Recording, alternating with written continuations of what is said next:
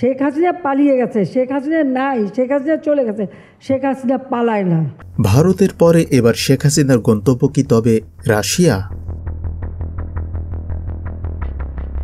একদিকে ফাঁস হওয়া কল রেকর্ডে শেখ হাসিনা বলেছেন তিনি চট করে দেশে ঢুকে পড়বেন হয়তো।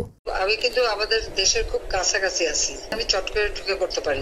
অপরদিকে বৈষম্য বিরোধী ছাত্র আন্দোলনের সমন্বয়ক হাসনাত আব্দুল্লাহ বলেছেন শেখ হাসিনা দেশে ফিরে আসতে চাইলে তাকে অতিথি পাখির মতো রাশিয়া পাঠিয়ে দেওয়া হবে। হাসিনা এবং হাসিনার লেসপেন্সার যারা আবার ফিরতে চাইবে তাদেরকে অতিথি পাখির মতো একদম রাশিয়ার আরেক প্রান্তে আমরা পাঠিয়ে দিব।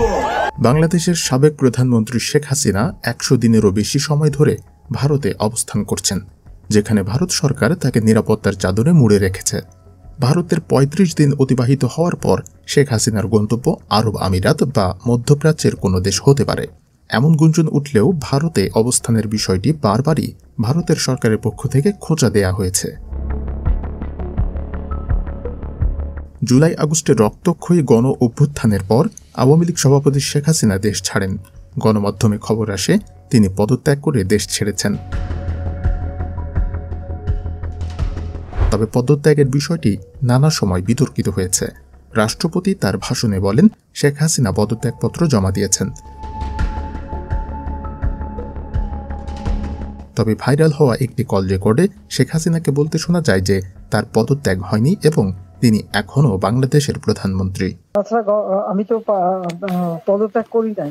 বিভিন্ন জায়গায় সন্ত্রাসী কর্মকাণ্ডের অভিযোগে আওয়ামী লীগের ভ্রাতৃপ্রতিম সংগঠন ছাত্রলীগ নিষিদ্ধ করা হয়।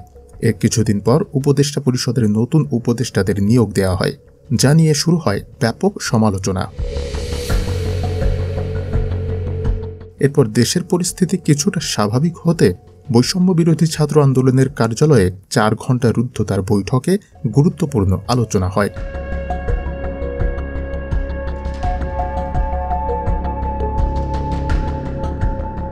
15 নভেম্বর রাতে জাহাঙ্গীরনগর বিশ্ববিদ্যালয়ের 44তম ব্যাচের শিক্ষা সমাপনী অনুষ্ঠানে সঙ্গীতশিল্পী আসিফ আকবরের গান পরিবেশনের সময় মঞ্চে আসেন হাসনাত আব্দুল্লাহ। সেখানে তিনি মন্তব্য করেন শেখ হাসিনাকে যদি দেশে ফেরত পাঠানো হয় তবে তাকে অতিথি পাখির মতো রাশিয়া পাঠিয়ে দেওয়া হবে।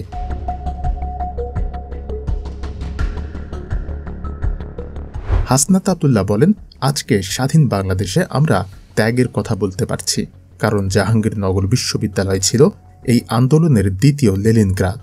আমরা সারাদিন ঝগড়া করব, কিন্তু যখন আওয়ামী লীগ ফিরে আসবে তখন আমরা সবাই একত্রিত হয়ে তাদের সীমান্তের ওপারে পাঠিয়ে দেব। আওয়ামী লীগ আসতে চাইবে তাদেরকে আবার টুপ করে আবার সীমান্তের ওপারে পাঠিয়ে দেব।